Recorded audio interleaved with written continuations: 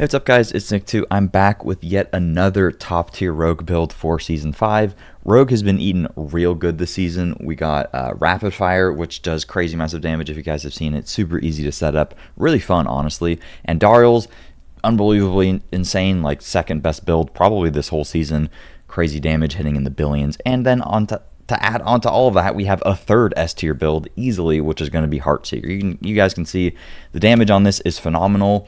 It's very easy to play. It's actually one of the easier builds to set up, I would say. You need a few uniques, but once you get a few uniques and you get some stuff sorted, it starts off really strong. You could literally play with this from level 1 if you wanted to and go all the way into the endgame.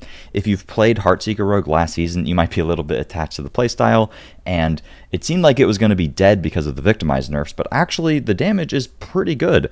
Way better than I had anticipated it being, and I am just really happy to show you guys what a near perfected version of Heartseeker actually looks like. As you can see though, you can just blast your T8s completely no problem at all, melt tormented bosses.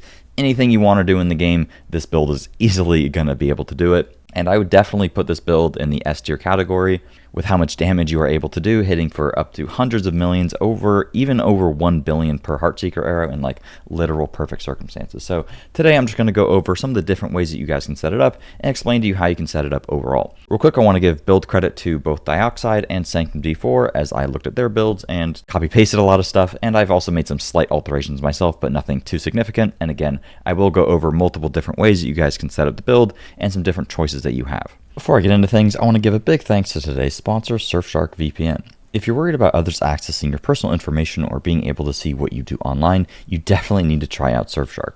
Surfshark is a virtual private network that makes all your internet travel through an encrypted tunnel. This gives you the ability to protect your online privacy, control your personal data, access content safely, all the while hiding your IP address and all of your other online activity, while accessing a ton of extra benefits. One of my favorite things about Surfshark is that on top of all these other things with it, you can actually get notified if your personal information has been leaked somewhere online, and it will even tell you when you should change that information to prevent account breaches, which is extremely helpful, and it's kind of crazy that it's able to actually recognize that. But outside of having peace of mind of just browsing the internet safely, I personally use Surfshark all the time for the ability to access content that isn't available in my country. So a great example is recently I wanted to watch the original Godfather movies, but they just aren't available in the US on Netflix. So I just popped open Surfshark, swapped my connection over to Canada where it is available, and boom, now I'm able to watch it.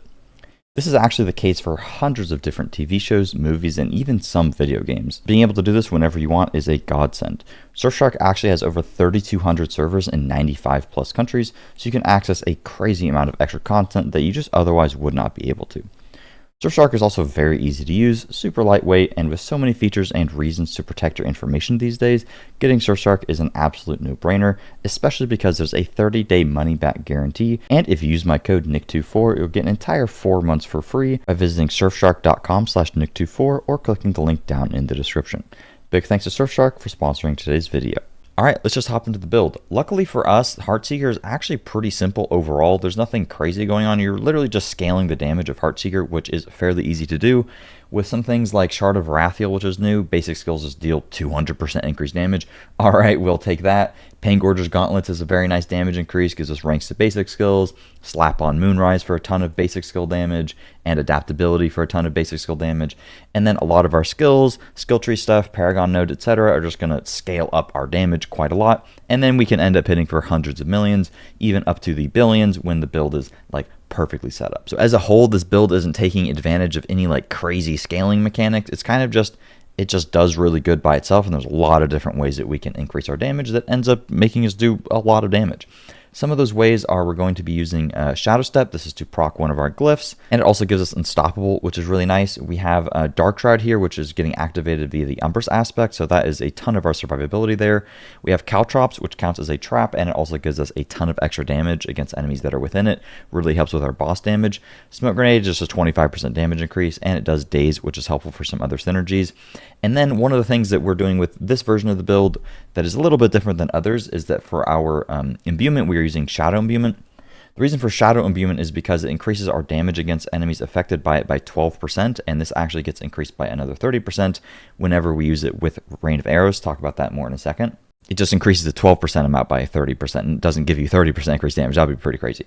But the benefit of this is that when you shadow imbue a rain of arrows, it is really nice for AoE clear. It does pretty decent damage, just killing all the little adds and kind of just blowing up. And it helps with speed clearing like T8s as well.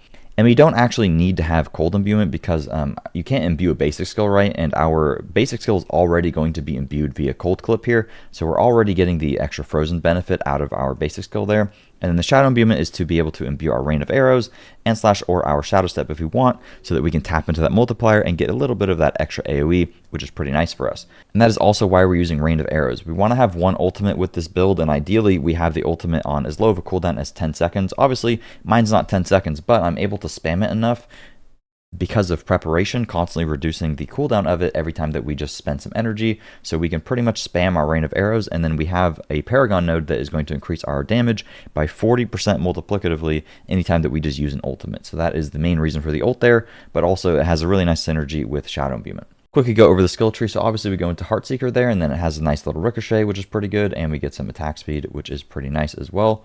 And then we have Sturdy here for damage reduction, Siphoning Strikes for a bit of healing.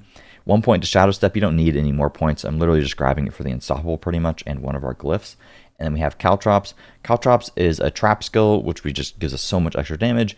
And the mobs take 45% increase. And it counts as an agility skill. So it's real nice. Also helps with CCing. Personally, I hate Caltrops, but it is just so strong that you kind of are forced to use it. Weapon Mastery is extra damage, and then we have Unstable Elixirs and Trick Attacks, which are both insane. You get a lot of extra ranks of this with our helmet here, and this just gives you so much damage. 42% damage from just pressing Health Potion, and then you get up to 84% multiplicative crit damage by dazing and stunning multiple enemies. That's insane. Dark Shroud here with the extra healing thing, which is pretty nice. This gives us a ton of survivability. And then we go Smoke Grenade with the cooldown reduction here, and then into Exploit and Malice for extra damage, and then Shadow Imbuement with the 12% increased non-phys damage. So it'll increase the damage of just all of your attacks pretty much, because our Heartseeker is going to be imbued with cold via cold clip, so we just get 12% damage there all the time. And then we actually put points into cold imbuement because cold clip is giving us cold imbuement on our Heartseeker, and we just get 20% increased damage against crowd controlled enemies, but 40% against frozen enemies. And then we have another 90% against frozen with Frigid Finesse because of our amulet here. My amulet has greater affix Frigid Finesse, but otherwise you just put the points there. And we have Innervation and Second Wind. Innervation is great because lucky hit chance to gain energy. This by itself will give us enough energy if you have some ranks to it on your gear, which we'll talk about in a second. And this will pretty much solve your energy. And then we have Second Wind, which is crazy survivability for us. 90% of your max HP as a barrier. This is really good. And then Rain of Arrows with the imbuement effect thing and the knockdown, which is pretty nice. And then we go into close quarters combat. Victimize is not really worth building anymore at this point because of how much it has gotten nerfed. You definitely can set it up that way, but it's just not worth the trade-off, honestly. You're better off just going into close quarters combat, getting the attack speed bonus there, and then you get a little bit of a multiplicative damage bonus. It's not worth to spec into too much, but it's 27% increased damage. We can't complain too much, right? And 25% attack speed is pretty nice.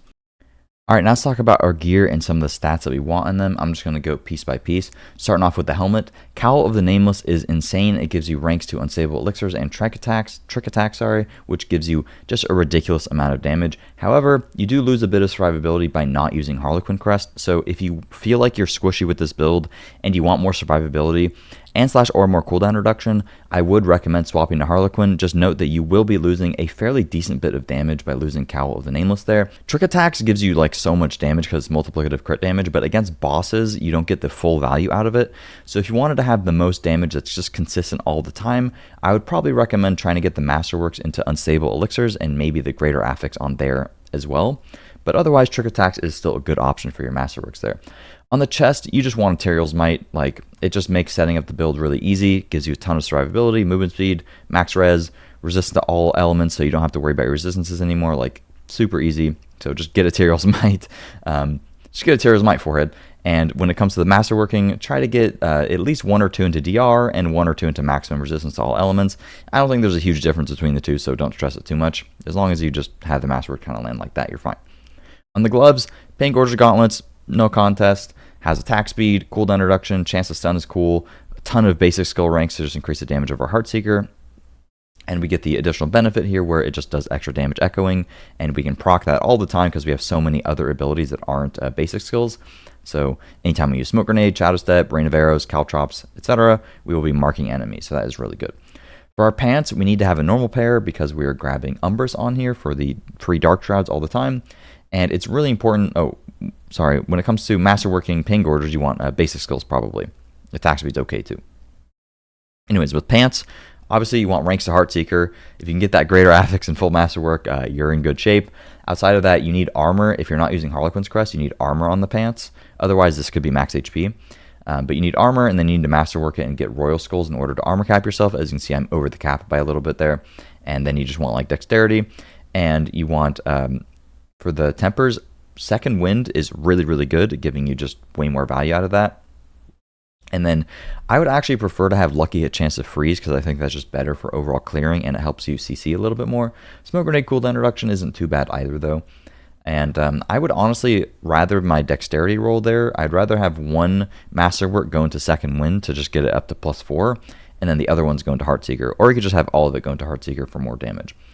When it comes to the boots, there's a little bit of contention here with the boots. So you can either go for Penitent Greaves, or you can go for normal pairs of boots, or you can go for Beastfall boots. When you're early on into the build, and I'll go on a little tangent about energy real quick. When you're early on into the build, you may want to use Beastfall boots because this is going to give you a lot of energy back. If you don't have Starless Skies, energy is going to be a little bit of a problem. You end up kind of solving your energy by tempering on ranks to Innervation. We have +3 here and +3 here. So that's an extra 6 ranks. So then I get a ton of extra energy back. But I actually tried playing without the +3 on my amulet. And I think that it would be ideal to only have +3 on one item, like your ring. And then you could actually just put more points into Innervation, and then it's perfectly fine. I didn't have any problem with energy when using Starless Skies. But if you don't have Starless, Beastfall Boots is good, and you can use a resource cost reduction elixir as well. And then, like I said, just temper Innervation onto 1 or 2 pieces, and you shouldn't have any resource issues at that point. Another thing you could do is you could get Lucky Hit Chance to restore resource on your weapon instead of like crit damage on your one-handed weapon. You could also get energy on kill on a ring, but I don't really think that it is necessary, and that isn't going to help you when you're killing bosses, right? And that's most likely the only time you're really going to completely run out of energy. I'll talk about Starless in a second actually, but when it comes to the boots, I prefer to use a normal pair of boots because you can get a little bit more damage via using getting a greater affix with dexterity and then trying to masterwork that. You also get more survivability than Penitent Greaves because you get max HP and you get barrier generation temper, which is really nice. And you still get good damage because you can put on Frostbitten here for extra crit damage against frozen enemies. So overall, I would say a normal pair of boots is probably better once you can get a good pair. Otherwise, Penitent Greaves is pretty decent early on, and Beastfall Boots is only if you need the energy, which honestly you shouldn't. It does give you ultimate cooldown reduction though, which is pretty nice. For your weapon, you want to have Moonrise on here, massive damage and attack speed, and you want to temper chance for Heartseeker projectiles to cast twice and damage per Dark Shroud, and try to get like greater affix, dexterity, or max HP, and then obviously crit damage. You want to have at least one masterwork, ideally. I've been rerolling like all day, and my gear is not very good, and dude, I don't know if anyone else has this problem. I'm running out of iron chunks. I don't have iron chunks to masterwork my gear, and I'm not trying to sit here and farm iron chunks all day. So whatever, we're dealing with the tempers not being, or the masterworks not being ideal, but you'd want one to land into the Heartseeker chance so that it goes up to 100%, and then the rest into damage per Dark Shroud Shadow is probably ideal. Shard of Wrath feels insane. Try to get the basic skill attack speed masterworked or ranks to basic skills, up to you. And then we have just a normal weapon with Conceited. Conceited could also be Retribution, because Retribution, I believe, is bugged right now, and you get double value out of it. But it's only against knockdown enemies, so it's not active all the time. But Conceited is active all the time because we have a barrier via Second Wind. You want Dex, max HP, crit damage. And then we go for Caltrops Duration. You could temper, like, I don't know, something else. I don't know. It doesn't even matter what else you temper, actually. Just get Caltrops Duration because it helps against bosses.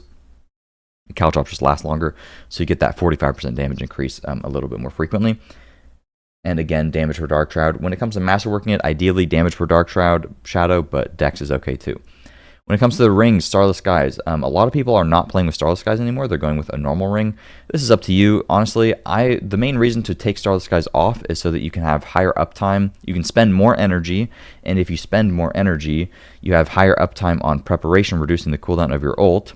and then you have higher uptime on second wind, giving you a little bit more survivability. But I found if you just have enough attack speed, which Starless Skies gives you a shit ton of attack speed, if you just have enough attack speed, you don't need to swap off the ring. You will be able to spam your abilities enough, even with the resource cost reduction, to get your ult back every 10 seconds for the No Witness Paragon board, as well as almost permanently have a barrier up.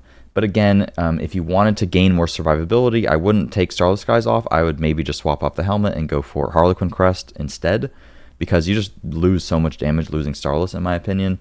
You lose the benefit of the 50% multi, you lose a ton of attack speed, ton of crit chance. So yeah, if you'd like to try the alternative setup, it's basically where you just put on a legendary ring, you put Retribution on there, you go for like attack speed, crit chance, max HP, or dex or something like that, and then you could temper on ultimate cooldown reduction or ranks to innervation, and then damage per Dark Shroud Shadow. You'd probably try to copy this ring even, but again, I just prefer Starless overall, and you won't have any energy problems ever with Starless, whereas if you don't have Starless, you might have to put on Beastfall Boots and try to solve it otherwise, and it's a little annoying. For your other ring, Cold Clip, try to get GA attack speed if you can, dex, crit chance, ranks to innervation, and damage for Dark Shroud Shadow, and again, it is Cold Clip. Ideally, if you were to have very similar attack speed rolls to me, you'd want your Masterworking to land on all attack speed for Ring of Starless Skies, and then if you were to add a Elixir of attack speed, you would reach the next attack speed breakpoint. If you were also to have a greater affix attack speed on your ring, that could also be on your gloves as well. It really just depends. I'll leave a link to an attack speed breakpoint calculator down in the description for those of you guys that want to min-max a little bit more. But for me personally, if my attack speed was literally 3% higher, I could use an attack speed elixir in tandem with it, and then I'd hit the next breakpoint, and that would be a pretty sizable damage increase for me. But I can't be asked to be re-rolling this ring anymore, because I'm not going to go farm freaking iron chunks, dude. Miss me with that. When it comes to the amulet, mine's alright. You want greater affix Frigid Finesse, because it's just so much value. Outside of that, Malice is a pretty good passive to grab, because it just gives you flat increased damage. Weapon Mastery is quite good as well. 12% increased damage pretty much. But Frigid Finesse is really your bread and butter there. You could also get Dexterity percent is pretty good. I also would even recommend cooldown reduction. If you just want a little bit, like if you're worried about Rain of Arrows uptime or something, if you just got like cooldown reduction instead of my movement speed here, you'd have it up like literally all the time. And like I was saying, you could replace the ranks to innervation on one jewelry piece with ultimate cooldown reduction if you had a Necromancer to be able to do that temper.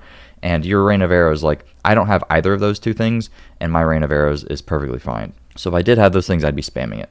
And then, of course, I went for adaptability on the neck. Quickly show my stats, because people like to see that. So there you go if you were interested in that for whatever reason. You can see that my HP isn't crazy, so normally I like to use an Elixir of Fortitude, because with Cowl of the Nameless, you're a little bit squishy. But if you want to be more tanky, again, Harlequin Crest is fine. And if you're fine with being a little squishy, you can use an attack speed elixir if it is bringing you to the next attack speed breakpoint. Otherwise, you could just use like a crit chance, crit damage elixir. But honestly, the damage is alright, and I just like going for the HP for consistency's sake. When it comes to the Paragon board, I copied this from Sanctum D4, but I swapped it out a little bit. I dropped Eldritch Bounty because we are not doing damage. We're not proccing Cold Imbuement, so we're not going to benefit from Eldritch Bounty. And I just like added a glyph and changed a few things. It's not anything major, to be honest with you, though. Control Glyph in the first board, 20% multi against Frozen again. So you can see when enemies are CC'd and Frozen, we do literally like 10 times the damage to them. We get Fluidity anytime you use an agility skill, and keep in mind that not only Shadow Step is an agility skill, but so is Caltrop, so you'll have that all the time. And what I like about Fluidity is it buffs some max HP, which is good for survivability. We get a little bit of ult damage here for our No Witness Paragon node, 39% increased multiplicative damage, and that is why we go for diamonds in our jewelry there. And then, like I said, Fluidity, blah, blah, blah, you get a little bit of some damage reduction here. It's kind of just for pathing, like you don't really need this. But it is what it is. You get some attack speed, some more ultimate damage here. Then we go into Tricks of the Trade, 25% damage all the time. We are already going to be using our Shadow Step because it is a cutthroat skill to proc our Tricks of the Trade and to proc our Close Quarters Combat. So you want to be using Shadow Step on cooldown. Max HP, Chip Glyph. Chip actually is activated. We're not doing physical damage because we have Cold Clip, but Tyrael's Might does physical damage. So we are going to be proccing this on bosses. And, I mean, you're going to be proccing it all the time, but you're not going to get the full value on just normal elites. But unless you hit them 10 times, like instantly, which then you would, I guess. Deadly Ambush is damage all the time. It's not even crit damage, it's just all damage for whatever reason, but 23% is very good. And we're also using Caltrops, which counts as a trap, so Keep in mind, Caltrops makes you do a lot of extra damage. It's super annoying to play with, but that's also a benefit of using normal boots. You get attacks reduce evade cooldown, you can Caltrops and then spacebar right back in, so it doesn't feel as crappy. So that's nice. Ambush for a 10% multi, and then damage to crowd control to scale up our close quarters combat a little bit, and then we go for Canny for just 10% increased non-phys damage all the time, and then Cheap Shot. It's not insane, but it's good for staggered bosses, and then some damage reduction from elites, some more damage to CC'd, and then we grab Exploit Weakness for a 25% damage multi, and we got a little bit of max HP on the way. When it comes to playing with the build, it's honestly not that difficult. There isn't any like insane tips that I'd recommend. The main thing is that you have a lot of different multipliers that are activated through different means. So like you want to use Shadow Step on cooldown because Shadow Step is proccing Tricks of the Trade for 25% increased damage and Close Quarters Combat for 27% increased damage with and it's giving you 25% attack speed just from Shadow Step. So you want to be using Shadow Step all the time, and as you can see, mine's an 8-second cooldown.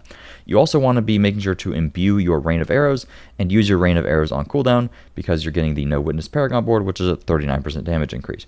You also get 15% DR when you press your ultimate, which is pretty nice as well.